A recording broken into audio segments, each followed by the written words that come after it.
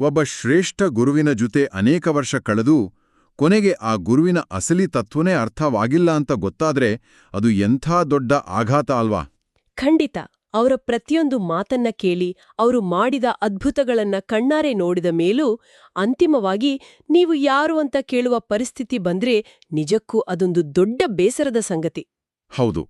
ಇಂದಿನ ನಮ್ಮ ಈ ಆಳವಾದ ಅಧ್ಯಯನದಲ್ಲಿ ನಾವು ಚರ್ಚೆ ಮಾಡ್ತಾ ಇರೋ ಪ್ರಾಚೀನ ಪಠ್ಯದಲ್ಲಿ ನಿಖರವಾಗಿ ಇಂಥದ್ದೇ ಒಂದು ಸನ್ನಿವೇಶ ಬರುತ್ತೆ. ಯೇಸು ಸ್ವಾಮಿಯ ಅತ್ಯಂತ ಆಪ್ತ ಶಿಷ್ಯನಾದ ಫಿಲಿಪ್ಪನಿಗೆ ಎದುರಾದ ಈ ಮುಗ್ಧ ಗೊಂದಲ ಇದೆಯಲ್ಲ, ಇದು ಒಂದು ರೀತಿಯಲ್ಲಿ ಇಡೀ ಮಾನವಕುಲದ ಅಜ್ಞಾನವನ್ನೇ ಪ್ರತಿನಿಧಿಸುತ್ತೆ ಅಂತ ಹೇಳ್ಬೋದು.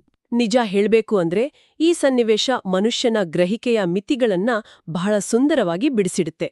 ನಾವು ಇಂದು ವಿಶ್ಲೇಷಣೆ ಮಾಡ್ತಾ ಇರೋ ಆಕರ ಸಾಮಗ್ರಿ ಅಂದ್ರೆ ಆ ಯೋಹಾನ 14ನೇ ಅಧ್ಯಾಯ 7ರಿಂದ 14ರವರೆಗಿನ ವಾಕ್ಯಭಾಗ. ಹೌದು, ಆ ವಾಕ್ಯಭಾಗ. ಇದು ಕೇವಲ ಒಂದು ಐತಿಹಾಸಿಕ ಘಟನೆಯಲ್ಲ. ಇದು ಕ್ರಿಸ್ತ ಧರ್ಮಶಾಸ್ತ್ರದ ಅತ್ಯಂತ ಗಹನವಾದ ಸತ್ಯಗಳನ್ನ ನಮ್ಮ ಮುಂದಿಡುತ್ತೆ. ಮುಖ್ಯವಾಗಿ ಯೇಸುಸ್ವಾಮಿ ದೇವರಿಗೂ ತನಗೂ ಇರೋ ಅವಿನಾಭಾವ ಸಂಬಂಧವನ್ನ ಹೇಗೆ ವಿವರಿಸ್ತಾರೆ ಮತ್ತು ವಿಶ್ವಾಸಿಗಳಿಗೆ ಯಾವ ರೀತಿಯ ಅಧಿಕಾರವನ್ನ ಕೊಡ್ತಾರೆ ಅನ್ನೋದನ್ನ ಅರ್ಥ ಮಾಡ್ಕೊಳ್ಳೋದೇ ಈ ಇಡೀ ಚರ್ಚೆಯ ಮೂಲ ಉದ್ದೇಶ. ಅದೇ ನೋಡಿ, ಯೇಸುವಿನ ಜೊತೆಯಲ್ಲೇ 3 ವರ್ಷ ಕಳೆದ ಶಿಷ್ಯ ಫಿಲಿಪ್ಪ, ಪ್ರಭು ನಮಗೆ ಪಿತನನು ಅಂದ್ರೆ ದೇವರನ್ನು ತೋರಿಸಿ ನಮಗಷ್ಟೇ ಸಾಕು ಅಂತ ಬಹಳ ಮುಗ್ಧತೆಯಿಂದ ಕೇಳ್ತಾನೆ. ಹೌದು, ಅವನಿಗಷ್ಟು ಸಾಕಿತ್ತು. ಕಲಿಯುವ ಆಸಕ್ತಿ ಇರೋ ಯಾರಿಗಾದ್ರೂ ಇದೊಂದು ಆಹಾ ಅನಿಸುವ ಕ್ಷಣ ಅಲ್ವಾ? ಯಾಕಂದ್ರೆ ಸತ್ಯ ನಮ್ಮ ಕಣ್ಣು ಮುಂದೆಯೇ ನಮ್ಮ ಜೊತೆಯಲ್ಲೇ ಇದ್ರೂ ಕೂಡ ಮನುಷ್ಯನ ಮನಸ್ಸು ಅದನ್ನ ಯಾವುದೋ ದೂರದ ಬೆಟ್ಟದಲ್ಲಿ ಅಥವಾ ಅಗೋಚರ ಶಕ್ತಿಯಲ್ಲಿ ಹುಡುಕ್ತಲೇ ಇರುತ್ತೆ. ಖಂಡಿತವಾಗಿಯೂ. ಫಿಲಿಪ್ಪನ ಆ ಪ್ರಶ್ನೆಗೆ ಯೇಸು ನೀಡುವ ಉತ್ತರ ಇದೆಯಲ್ಲ, ಅದು ಆ ಕಾಲದ ಎಲ್ಲಾ ಧಾರ್ಮಿಕ ದೃಷ್ಟಿಕೋನಗಳನ್ನೇ ಬುಡಮೇಲು ಮಾಡುವಂತಿತ್ತು. ಹೇಗೆಂದ್ರೆ? ಅಂದ್ರೆ ದೇವರು ಎಲ್ಲೋ ದೂರದ ಆಕಾಶದಲ್ಲಿ ಕುಳಿತಿರೋ ಒಬ್ಬ ಕಠಿಣ ನ್ಯಾಯಾಧೀಶನಲ್ಲ, ಆತನು ನಮ್ಮೆದುರೇ ನಮ್ಮ ನಡುವೆಯೇ ಇದ್ದಾನೆ ಅನ್ನೋ ಮಹಾನ್ ಸತ್ಯವನ್ನ ಈ ಪಠ್ಯ ಸ್ಥಾಪಿಸುತ್ತೆ. ನನ್ನನ್ನು ನೋಡಿದವನು ಪಿತನನ್ನೇ ನೋಡಿದವನಾಗಿದ್ದಾನೆ ಅಂತ ಯೇಸು ಉತ್ತರಿಸ್ತಾರೆ. ನನ್ನನ್ನೋಡಿದವನು ಪಿತನನ್ನೇ ನೋಡಿದ್ದಾನೆ. ಅಬ್ಬಾ, ಎಂಥ ಮಾತು! ಹೌದು, ಇಲ್ಲಿ ಯೇಸು ಕೇವಲ ಭೌತಿಕ ಹೋಲಿಕೆಯ ಬಗ್ಗೆ ಮಾತನಾಡ್ತಾ ಇಲ್ಲ. ದೇವರು ಕಣ್ಣಿಗೆ ಕಾಣದ, ಸ್ಪರ್ಶಕ್ಕೆ ನಿಲುಕದ ಆತ್ಮನಾಗಿದ್ರು ಆತನ ಪ್ರೀತಿ, ಆತನ ನ್ಯಾಯ, ಕರುಣೆ ಇವೆಲ್ಲವೂ ಯೇಸುವಿನ ಮನುಷ್ಯ ಅವತಾರದಲ್ಲಿ ಸಂಪೂರ್ಣವಾಗಿ ಗೋಚರ ರೂಪದಲ್ಲಿ ಪ್ರಕಟಗೊಂಡಿದೆ ಅನ್ನೋದನ್ನ ಇದು ಹೇಳುತ್ತೆ. ಇದು ಎಷ್ಟು ಕುತೂಹಲಕಾರಿ ವಿಚಾರ ಗೊತ್ತಾ? ಮನುಷ್ಯನಿಗೆ ಅಮೂರ್ತವಾದದ್ದನ್ನ ಅಂದ್ರೆ ಕಣ್ಣಿಗೆ ಕಾಣದನ್ನ ಅರ್ಥ ಮಾಡಿಕೊಳ್ಳೋದು ಯಾವಾಗ್ಲೂ ಕಷ್ಟ. ನಾವು ದೇವರನ್ನ ಪ್ರಕೃತಿಯ ವಿಕೋಪಗಳಲ್ಲಿ ಹುಡುಕುತ್ತೀವಿ. ಇದನ್ನ ಅರ್ಥ ಮಾಡ್ಕೊಳ್ಳಕ್ಕೆ ನಾವೊಂದು ಕನ್ನಡಿಯ ಉಪಮೆಯನ್ನ ಬಳಸ್ಬೋದು. ಕನ್ನಡಿಯ ಉಪಮೆ ಖಂಡಿತ ವಿವರಿಸಿ. ಈಗ ನಮಗೆ ನಮ್ಮ ಮುಖವನ್ನೇ ನೇರವಾಗಿ ನೋಡ್ಕೊಳ್ಳಕ್ ಸಾಧ್ಯ ಇಲ್ಲ. ಅದಕ್ಕೆ ನಮಗೊಂದು ಕನ್ನಡಿ ಬೇಕೇ ಬೇಕು.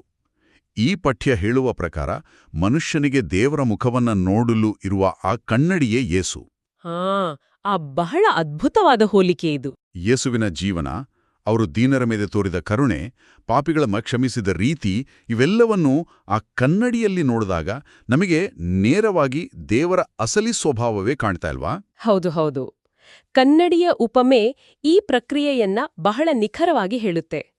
ಕನ್ನಡಿ ಹೇಗೆ ತನ್ನ ಮುಂದಿರುವ ಬೆಳಕನ್ನ ಯಾವುದೇ ಬದಲಾವಣೆ ಇಲ್ಲದೆ ಯಥಾವತ್ತಾಗಿ ಪ್ರತಿಫಲಿಸುತ್ತೋ ಹಾಗೆಯೇ ಯೇಸು ದೇವರ ಸ್ವಭಾವವನ್ನ ಜಗತ್ತಿಗೆ ಪ್ರತಿಫಲಿಸಿದರು. ಧರ್ಮಶಾಸ್ತ್ರದಲ್ಲಿ ಇದನ್ನ ಪರಸ್ಪರ ವಾಸ ಅಂದ್ರೆ ಮ್ಯೂಚುವಲ್ ಇಂಡ್ವೆಲಿಂಗ್ ಎಂಬ ಸಂಕೀರ್ಣ ಪರಿಕಲ್ಪನೆಯಿಂದ ವಿವರಿಸ್ತಾರೆ. ಪರಸ್ಪರ ವಾಸ ಅಂದ್ರೆ ಒಬ್ಬರೊಳಗೊಬ್ಬರು ಇರುವುದು? ನಿಖರವಾಗಿ. ನಾನು ಪಿತನಲ್ಲಿದ್ದೇನೆ, ಪಿತನು ನನ್ನಲ್ಲಿದ್ದಾರೆ ಅನ್ನೋದು ಯೇಸು ಮತ್ತು ದೇವರ ನಡುವೆ ಇರುವ ಸಂಪೂರ್ಣ ಐಕ್ಯತೆ. ಇದರ ಹಿಂದಿನ ತರ್ಕ ಏನಂದ್ರೆ ಯೇಸುವಿನ ಪ್ರತಿಯೊಂದು ಮಾತು, ಆತನ ಪ್ರತಿಯೊಂದು ಕಾರ್ಯ ಸ್ವತಂತ್ರವಾದದ್ದಲ್ಲ, ಅದು ನೇರವಾಗಿ ದೇವರದ್ದೇ ಆಗಿದೆ. ಹೌದು. ಅಲ್ಲಿ 2 ಬೇರೆ ಬೇರೆ ಇಚ್ಛೆಗಳಾಗ್ಲಿ ಭಿನ್ನಾಭಿಪ್ರಾಯಗಳಾಗ್ಲಿ ಇಲ್ಲವೇ ಇಲ್ಲ. ಇರುವುದು ಕೇವಲ ಒಂದೇ ಒಂದು ದೈವಿಕ ಚಿತ್ತ. ಒಂದೇ ಚಿತ್ತ.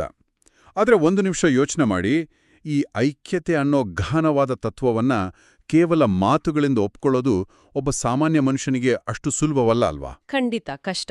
ಯಾಕಂದ್ರೆ ಇಂದಿನ ವಾಸ್ತವಿಕ ಜಗತ್ತಿನಲ್ಲಿ ನಾವು ನಂಬೋದು ಆ ಮಾತಿಗಿಂತ ಕೃತಿಲೇಸು ಅನ್ನೋ ಸಿದ್ಧಾಂತವನ್ನ. Action speak louder than words.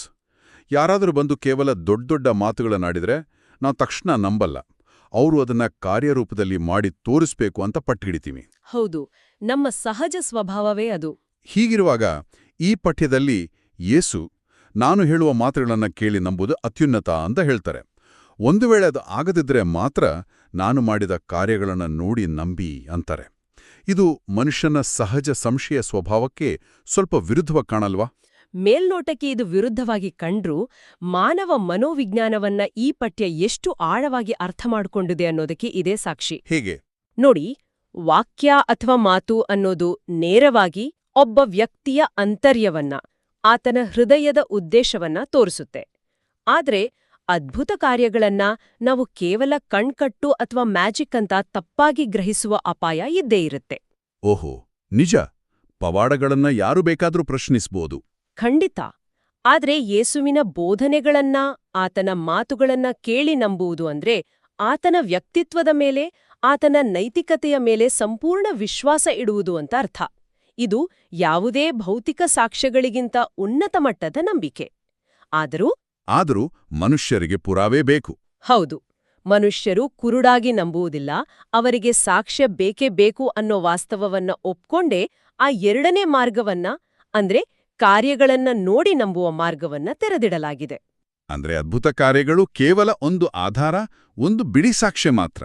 ಅಂತಿಮ ಗುರಿ ಆ ಸಾಕ್ಷ್ಯದ ಮೂಲಕ ವಾಕ್ಯವನ್ನ ನಂಬುವುದು. ಆ ಮಾತು ಅಕ್ಷರಶಃ ಸತ್ಯ. ದೇವ್ರು ಕೇವಲ ತಾತ್ವಿಕ ವಿಚಾರಗಳಲ್ಲಿ ಮಾತ್ರ ಉಳಿದಿಲ್ಲ. ಆತನು ಕ್ರಿಯೆಯ ಮೂಲಕವೂ, ಅಂದ್ರೆ ಜನರ ರೋಗಗಳನ್ನ ವಾಸಿ ಮಾಡುವ ಮೂಲಕ, ಹಸಿದವರಿಗೆ ಅನ್ನ ನೀಡುವ ಮೂಲಕ ತನ್ನ ಅಸ್ತಿತ್ವವನ್ನ ಸಾಬೀತುಪಡಿಸ್ತಾನೆ ಅನ್ನೋದು ಆ ಎರಡನೇ ಹಂತದ ಉದ್ದೇಶ. ಅರ್ಥವಾಯಿತು. ಮನುಷ್ಯನು ತನ್ನ ತಾರ್ಕಿಕ ಸಂಶಯಗಳನ್ನ ಬದಿಗಿಟ್ಟು ಈ ಮಾತು ಮತ್ತು ಕಾರ್ಯಗಳ ಸಮತೋಲನವನ್ನ ಅರ್ಥ ಮಾಡ್ಕೊಂಡಾಗ ಮಾತ್ರ ಜೀವನದಲ್ಲಿ ನಿಜವಾದ ಬದಲಾವಣೆ ಶುರುವಾಗುತ್ತೆ. ಖಂಡಿತ. ಇಲ್ಲಿಯವರೆಗೆ ನಾವು ಯೇಸುವಿನ ಅಸ್ತಿತ್ವ ಮತ್ತು ದೇವರೊಂದಿಗೆನ ಆತನ ಸಂಬಂಧವನ್ನ ವಿಶ್ಲೇಷಣೆ ಮಾಡಿದ್ವಿ.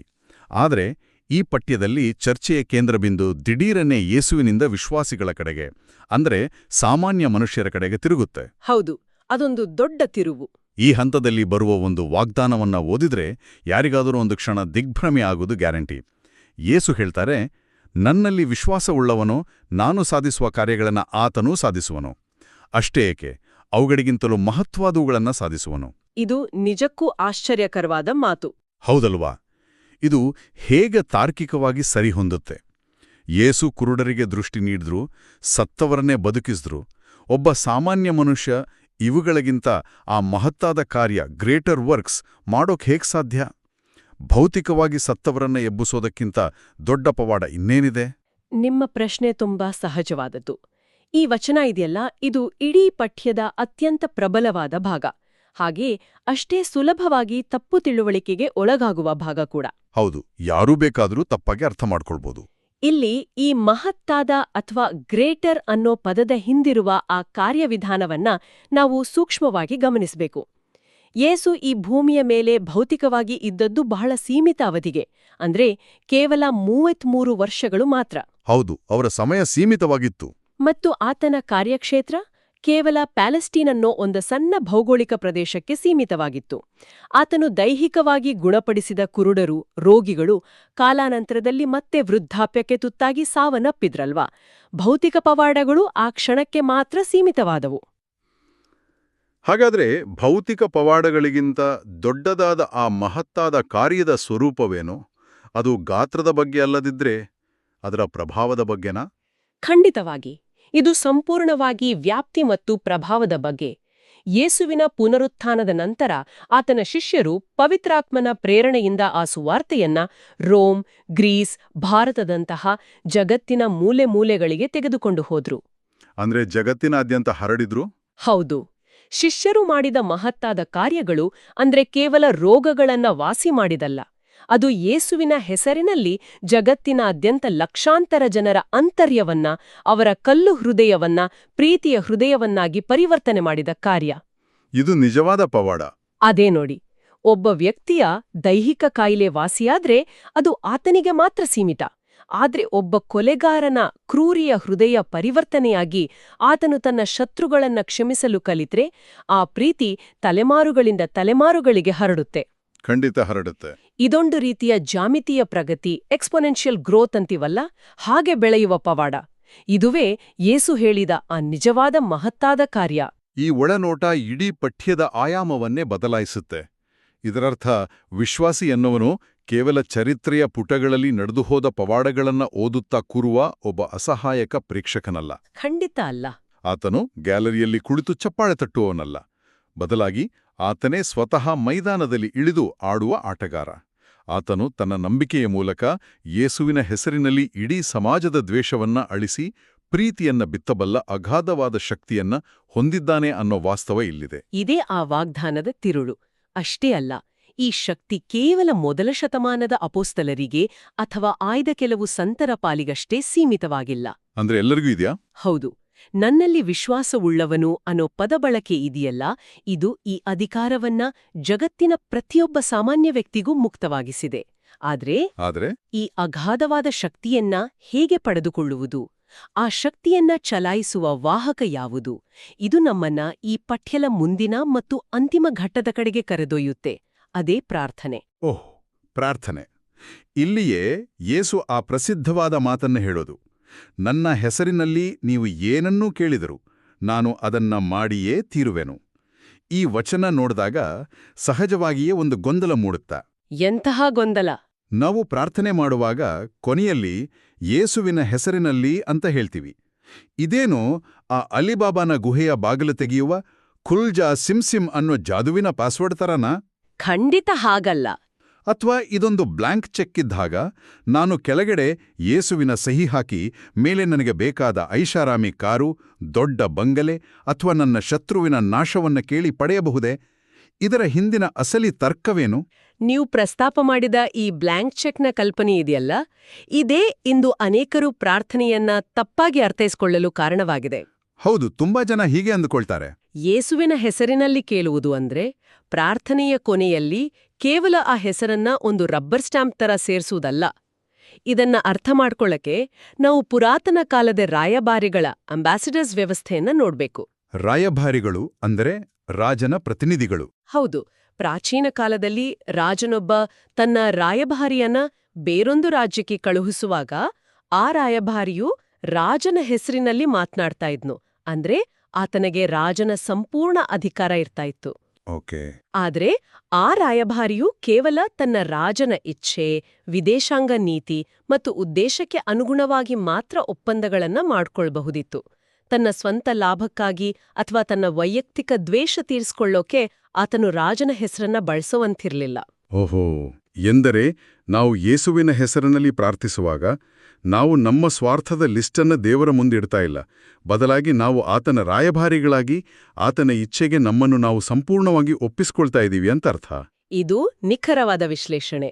ಪ್ರಾರ್ಥನೆ ಅಂದ್ರೆ ದೇವರ ಮನಸ್ಸನ್ನ ಬದಲಾಯಿಸಿ ನಮ್ಮ ಇಚ್ಛೆಯಂತೆ ನಡೆಯುವಂತೆ ಮಾಡುವ ತಂತ್ರ ಅಲ್ಲವೇ ಅಲ್ಲ.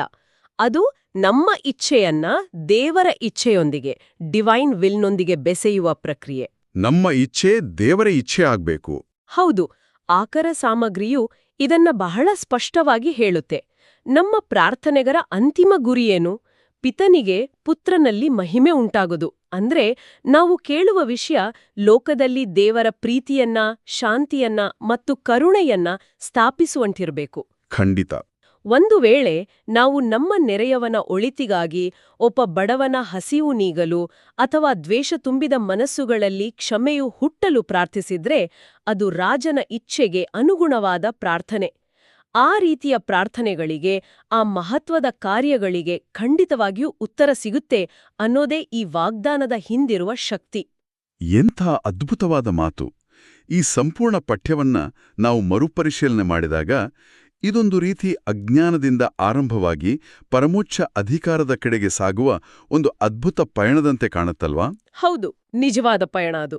ಆರಂಭದಲ್ಲಿ ಫಿಲಿಪ್ಪನು ದೇವರನ್ನ ಭೌತಿಕವಾಗಿ ನೋಡಬೇಕು, ತನ್ನ ಕಣ್ಣುಗಳಿಂದ ಅಳಿಯಬೇಕು ಅಂತ ಬಯಸ್ತಾನೆ. ಆದರೆ ಯೇಸು ಆತನ ದೃಷ್ಟಿಯನ್ನ ಕೇವಲ ಭೌತಿಕತೆಯಿಂದ ಆಧ್ಯಾತ್ಮಿಕತೆಯ ಕಡೆಗೆ ಎತ್ತರಿಸ್ತಾರೆ. ದೇವರು ದೂರವಿಲ್ಲ, ಆತನು ಪರಸ್ಪರ ವಾಸದ ಮೂಲಕ ನಮ್ಮಲ್ಲೇ ಇದ್ದಾನೆ ಅನ್ನೋದನ್ನ ತಿಳಿಸ್ತಾರೆ. ಹೌದು. ಮತ್ತು ಕೊನೆಯಲ್ಲಿ ಆ ನಂಬಿಕೆಯನ್ನ ಕೇವಲ ಸೈದ್ಧಾಂತಿಕವಾಗಿ ಉಳಿಸದೆ ಪ್ರಾರ್ಥನೆ ಮತ್ತು ಮಹತ್ವಾದ ಕಾರ್ಯಗಳ ಮೂಲಕ ಜಗತ್ತನ್ನೇ ಬದಲಾಯಿಸುವ ಒಂದು ಆಯುಧವನ್ನಾಗಿ ವಿಶ್ವಾಸಿಗಳ ಕೈಗಿಡ್ತಾರೆ.